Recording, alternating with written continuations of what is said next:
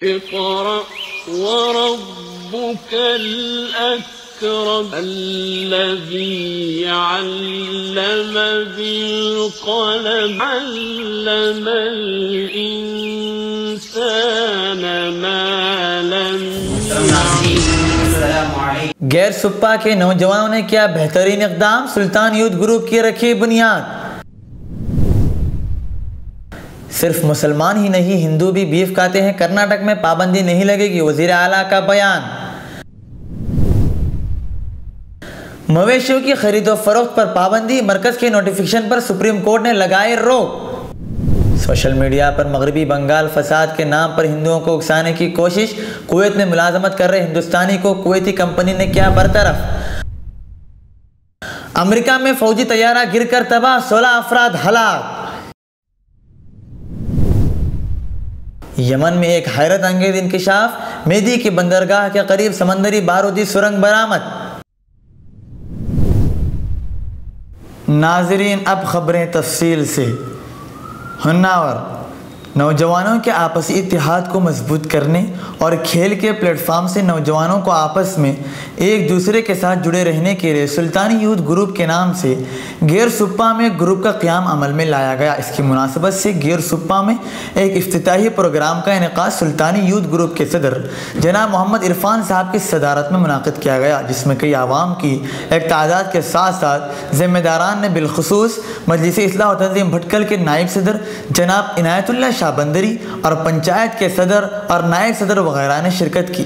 مہمان خصوصی کے طور پر شرکت کرنے والے جناب عنایت اللہ شاہ بندری نے آپسی اتحاد پر زور دیتے ہوئے کہا کہ نوجوان اگر متحد ہو تو وہ بہت سارے وہ کام کر سکتے ہیں جنہیں کوئی فرد یا ادارہ تنہا نہیں کر سکتا، اور اس پلیٹ فارم کے ذریعے وہ لوگوں کی بہت ساری خدمت کر سکتے ہیں. جبکہ ان کے علاوہ دیگر مہمانان نے بھی سلطانی یوتھ گروپ کے قیام پر ذمہ داران کو مبارکباد دیتے ہوئے اپنے نیک خیالات اور نیک خواہشات کا اظہار کیا.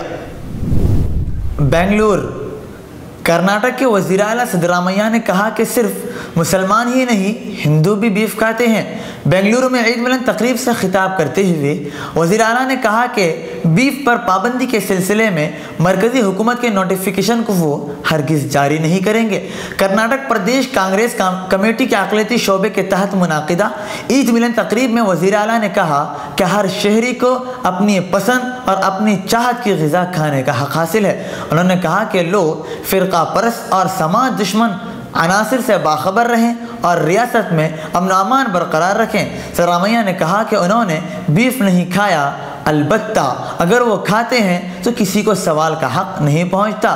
وزیر اعلیٰ نے کرناٹک میں فرقہ وارانہ ہم آہنگی برقرار رکھنے پر زور دیا. عید ملن پروگرام میں وزیر اعلیٰ نے کہا کہ ساحلی علاقے اور چند دیگر علاقوں میں فرقہ پرست طاقتیں امن و امان کو دھچکا پہنچانے کی کوشش کر رہی ہے. انہوں نے کہا کہ سماج دشمن اور فرقہ پرست طاقتوں سے لوگ خبردار رہیں. ہم پرانے قانون پر عمل کریں گے لیکن مرکز کے نوٹیفیکیشن کو جاری نہیں کریں گے. صرف مسلمان ہی بیف نہیں کھاتے، یہ بھی حقیقت ہے کہ سبھی مسلمان بھی بیف نہیں کھاتے اور سب ہندو بھی نہیں کھاتے. انہوں نے کہا کہ چند ہندو مسلمان بھی کھاتے ہیں، میں نے نہیں کھایا ہے لیکن اگر کھانا چاہوں تو کھاؤں گا. آپ سوال کرنے والے کون ہوتے ہیں؟ نئی دہلی سپریم کورٹ نے بھی ذبح کے لیے مویشیوں کی خرید و فروخت پر پابندی سے متعلق مرکزی حکومت کے نوٹیفیکیشن پر آج روک لگا دی ہے. مرکزی حکومت نے چیف جسٹس JS کی صدارت والی بینچ کے سامنے دلیل دی کہ اب وہ اگلے 3 ماہ میں نیا ضابطہ بنائے گی. عدالت عظمیٰ نے آج واضح کیا ہے کہ یہ روک پورے ملک میں جاری رہے گی، نہ کہ صرف تمل ناڈو میں. مرکزی حکومت نے عدالت کو بتایا ہے کہ ذبح کے لیے مویشیوں کی خرید و فروخت پر روک کے لیے ضابطوں میں تبدیلی کا عمل جاری ہے. عدالت نے مرکزی حکومت کو یہ حلف نامہ دینے پر مجبور کر دیا ہے کہ وہ گزشتہ دنوں جاری نوٹیفیکیشن کو نافذ نہیں کرے گی. پچھلے نوٹیفیکیشن پر مدراس ہائی کورٹ نے گزشتہ 30 مئی کو روک لگا دی تھی. جسٹس کیبسن نے درخواست گزار سے کہا ہے کہ حکومت کی طرف سے اگلے 3 ماہ بعد جاری ہونے والے نئے نوٹیفیکیشن کو دیکھیں اور اگر نئے ضابطے سے کوئی پریشانی ہو تو وہ دوبارہ عرضی دائر کر سکتے ہیں. پیشے سے وکیل عرضی گزار نے دلیل دی ہے کہ مویشیوں کی تئیں بے رحمی کی روک تھام مویشی مارکیٹ ریگولیشن قانون 2017 اور مویشیوں کی تئیں بے رحمی کی روک تھام کی دیکھ بھال اور علاج وغیرہ قانون 2017 من مانا غیر قانونی اور غیر آئینی ہے۔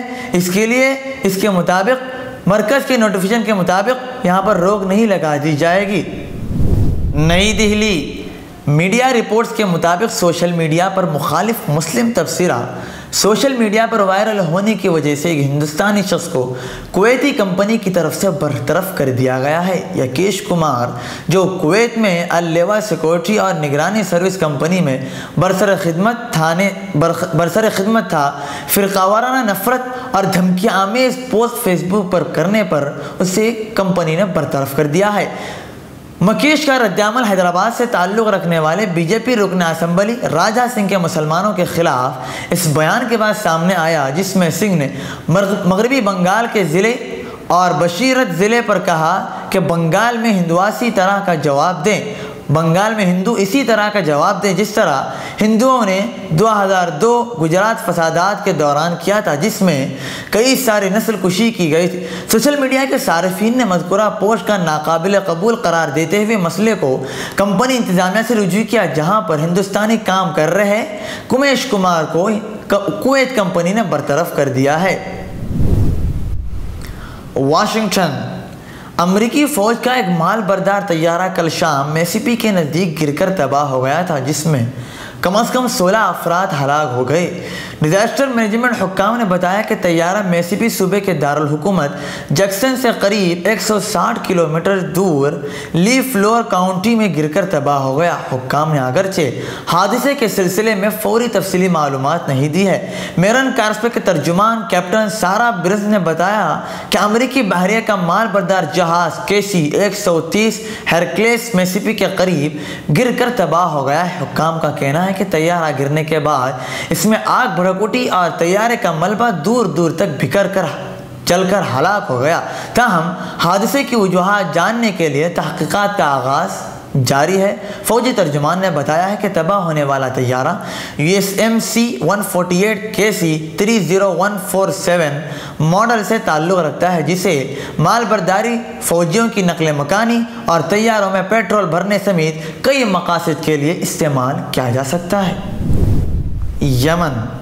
یمن میں آئینی حکومت کو سپورٹ کرنے والے عرب اتحاد کی افواج نے پیر کے روز میدی کی بندرگاہ کے جنوب مغرب میں سمندری بارودی سرنگ برآمد کر لی ہے۔